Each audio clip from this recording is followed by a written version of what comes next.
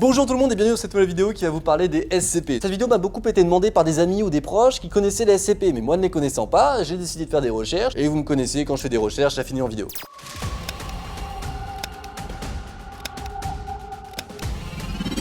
Les SCP, souvent, ce sont des aberrations physiques, philosophiques ou scientifiques qui sont du coup confinées dans des cellules, dans des prisons secrètes aux quatre coins du monde. Voilà, ça c'est les grandes lignes des SCP. Et vous vous imaginez bien que si on détient des monstres capables de tuer des dizaines de personnes juste en clignant des yeux, on va pas les mettre dans des prisons classiques, hein, ni même accessibles. Ce serait certainement des bases sous terre ou dans les océans, on n'a pas leur localisation précise. Tout ce qu'on peut savoir, c'est qu'elles sont dans des coins vraiment très reculés et plutôt très tranquilles. Et pour les connaisseurs, nous avons le SCP-173, surnommé la cacahuète géante, il est absolument horrible physiquement. Chacun ses goûts, hein, je ne juge pas. Et vous pouvez pas me dire qu'il est beau. Sincèrement, c'est pas possible. Le fait est que ce SCP est aussi moche que dangereux, c'est-à-dire qu'il peut se téléporter devant la personne pour lui briser le cou ou l'étrangler. Chacun son mode de transport, en fait on sait pas vraiment trop. Toutes les informations nous sont pas données sur ces SCP. Ce que l'on sait en revanche, c'est qu'il est confiné dans une cellule dans laquelle il y a 3 gardes qui doivent constamment le garder en vue. Si jamais ils ne se préviennent pas avant de cligner des yeux et qu'il y en a un qui le quitte des yeux durant ne serait-ce qu'une seconde, il se fait tuer. Donc bon, techniquement, il y a quand même un bon enjeu à le garder en vue. Mais cette vidéo n'est pas faite pour parler de lui. Ce SCP-173 est très connu, c'est certainement le plus connu, beaucoup de vidéos en parlent, beaucoup d'articles aussi, donc je vous laisserai faire vos recherches, et si vous voulez, il y a des liens en description. Cette fois, je vais vous parler de 2 SCP bien différents, qui sont des SCP aliens. Parce que oui, il y a des SCP pour à peu près tout et n'importe quoi. Il y a beaucoup de SCP. Les SCP font partie de la SCP Foundation, qui regroupe plusieurs milliers de SCP, et notamment des aliens. En tout cas, des choses qui viendraient de l'espace. Du coup, commençons par les précautions de confinement du SCP 2020. SCP-2020 est gardé dans une cellule de confinement humanoïde de type 4 au site 17. Les dispositions et les précautions associées au CCHT4 doivent être mises en place. Le supplément diététique de SCP-2020-9 qui consiste en 1,4 kg de papier usagé et déchiré doit être fourni quotidiennement. La cellule de SCP-2020 doit être surveillée afin de détecter toute activité inhabituelle et toutes les vocalisations doivent être transcrites. L'accès à SCP-2020 ou à ses échantillons biologiques doit être approuvé par le directeur de l'équipe de recherche en charge de SCP-2020. Et très sincèrement, pour m'être intéressé rapidement à SCP, on peut voir beaucoup de monstres ou de choses qui font vraiment flipper. Des choses qui peuvent détruire la Terre, détruire le monde ou détruire les humains. Et là, sincèrement, c'est pas le cas. Le fait est que je vais pas vous faire trembler avec cette vidéo, parce que ce SCP-2020, en fait, est ultra gentil. Il montre aucune hostilité au fait d'être confiné, au contraire, il aime plutôt bien ça, et il demande énormément de contact avec l'humain. Bon, avant même de vous décrire réellement ce qui se passe avec ce SCP, je vais déjà vous faire une description physique de lui. Ce que l'on sait, c'est qu'il ferait 2,20 m pour à peu près 70 kg, qui serait exactement comme un petit gris, sauf qu'il est grand et que du coup, il a une peau de couleur verte, caoutchouteuse, sur plusieurs centimètres, et du coup ça rend les échantillons très compliqués à prélever. Stop! Surtout si jamais vous aimez cette vidéo, n'hésitez surtout pas à la liker, la partager, la commenter et vous abonner, hein, surtout c'est super, ça fait plaisir. Je vous laisse avec la suite de la vidéo, ciao! Et comme je vous l'ai dit, lui son but c'est d'avoir le plus possible de rapport avec les humains. Je sais pas trop pourquoi, mais il adore le contact social. Il aimerait beaucoup pouvoir créer un jour une de ces histoires de science-fiction.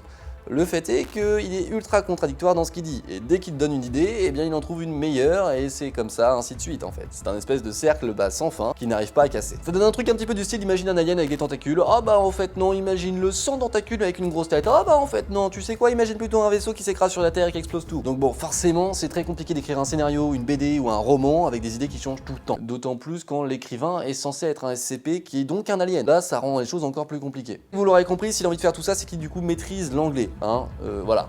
De manière générale, l'anglais, c'est pas sa langue natale, mais visiblement, il connaît bien. Et le plus étrange avec ce SCP, c'est qu'il ressemble énormément psychologiquement à un être humain. Il répond même à 3 noms, Artie, Bobby et Easy. Easy pour un alien, moi j'avoue, ça me fait triper. Je serais super content de pouvoir checker Easy. Le fait est que pour pouvoir checker Easy, il faudrait d'abord rentrer dans la SCP Foundation, chose qui n'est pas si facile que ça à faire, et en plus de ça, réussir à avoir le certain grade nécessaire à pouvoir le rencontrer. Chose qui du coup n'est décidée que par le directeur en charge des recherches sur le SCP-2020. Le plus intéressant que l'on pourrait avoir avec Easy, donc les informations de où il viendrait, de qui est son peuple, de comment il fonctionne, etc. et de comment il est arrivé là surtout, on ne les a pas. Elles sont certainement gardées secrètes, ce qui serait tout à fait logique pour la population générale. Et puis on n'a pas forcément besoin de le savoir, nous étant simples humains lambda dans la société quoi. Mais je suis quand même dégoûté. Et comme j'aime pas rester sur ma faim avec quelque chose de manière générale, et surtout un SCP, surtout si c'est un alien, je vais vous en présenter un autre, le SCP-112-FR, qui est donc une entité extraterrestre, en tout cas elle est décrite comme telle, qui ne serait rien d'autre qu'un nuage de gaz, pouvant communiquer avec nous et interférer avec nos pensées. Ouais, non mais déjà là, moi je suis parti, tu vois. Tu me dis ça, mon copain, je suis comme un ouf. L'idée que je prône dans toutes mes vidéos, c'est qu'un alien ne doit pas forcément nous ressembler.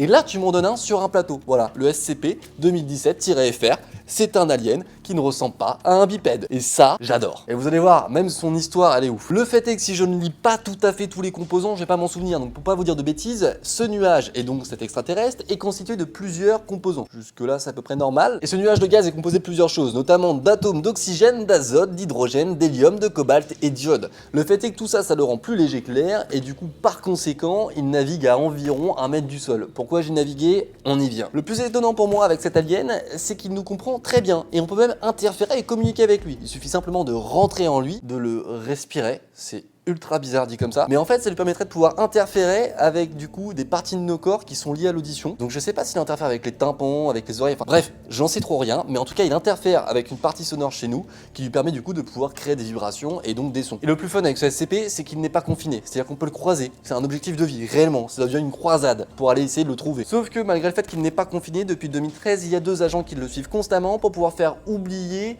sa rencontre à tous les humains qui le croisent. Un petit peu à la manière de Men in Black. Je vous disais qu'il naviguait tout à l'heure à environ 1 mètre du sol. C'est vrai, c'est-à-dire qu'il se laisse souvent porter par l'air et le vent de manière à pouvoir aller là où le vent l'emmène. Mais il peut aussi tout à fait décider de là où il va. Il peut complètement se diriger comme il l'entend. Le plus étonnant avec ce SCP, c'est pas son apparence, c'est pas son langage, c'est pas le fait qu'il navigue et qu'il soit dans l'air comme ça et qu'il fasse ce qu'il veut.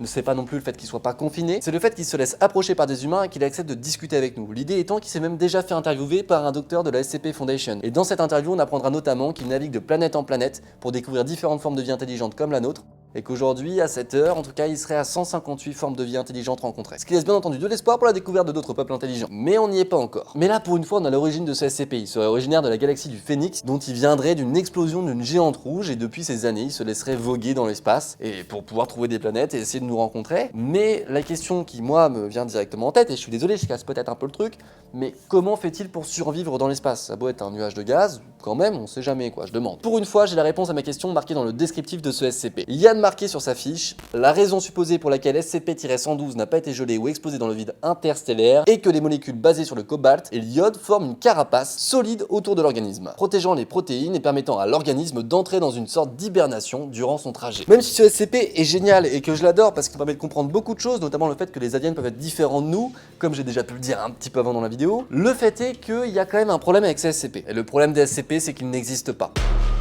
Tout ça démarre avec Wesley Williams en 2007 quand il va écrire le premier SCP, la cacahuète géante dont je vous ai parlé en début de vidéo, et il va donc complètement créer un courant littéraire autour de tout ça sans même le vouloir. Bien sûr, il n'existe ni monstre, ni aberration physique ou psychologique ou scientifique, ni même base secrète détenue par la SCP Foundation. Alors je dis pas que c'est pas le cas des gouvernements, machin, chacun croit ce qu'il veut. En tout cas, la SCP Foundation, ça ne vient pas du tout de tout ça. Et le fait est que la SCP Foundation est décrite comme une fondation et même une agence qui serait réellement très complexe. Et c'est là dont on peut se rendre compte de l'ampleur qu'a pris l'article de Wesley Williams en 2007. Williams n'a pas seulement créé un SCP, il a créé toute une façon d'écrire, de l'imaginaire et de la science-fiction, que ce soit des auteurs professionnels ou amateurs. Beaucoup de personnes se laissent à essayer d'imaginer et créer des SCP. Tout le monde peut le faire sur le site de la SCP Foundation. Il a créé un vrai système narratif, c'est-à-dire que le SCP déjà est toujours nommé par un numéro précédé du coup de SCP. Après il peut y avoir des lettres. Et le début commence toujours du coup par une procédure de confinement, puis les mesures d'urgence à appliquer en cas forcément d'urgence. Et après ça il y a du coup la description et les liens du coup complémentaires si on en veut et si on veut en mettre. Les articles sont souvent du coup stabilotés avec du noir pour nous faire croire à des informations secrètes. Enfin bref, tout ça est vraiment bien foutu. Voilà ce que Williams a réellement cédé du coup à la fondation SCP. C'est une façon d'écrire, une façon de mettre du suspense dans ses articles et de faire croire des choses aux gens. Et ça, il faut bien le saluer. Ça n'a jamais été vocation d'être une réalité, c'est juste un passe-temps, que ce soit d'être lu ou écrit.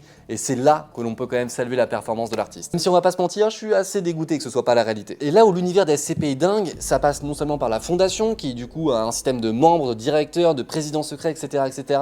Mais ça, je vous laisserai découvrir ça un peu plus tard.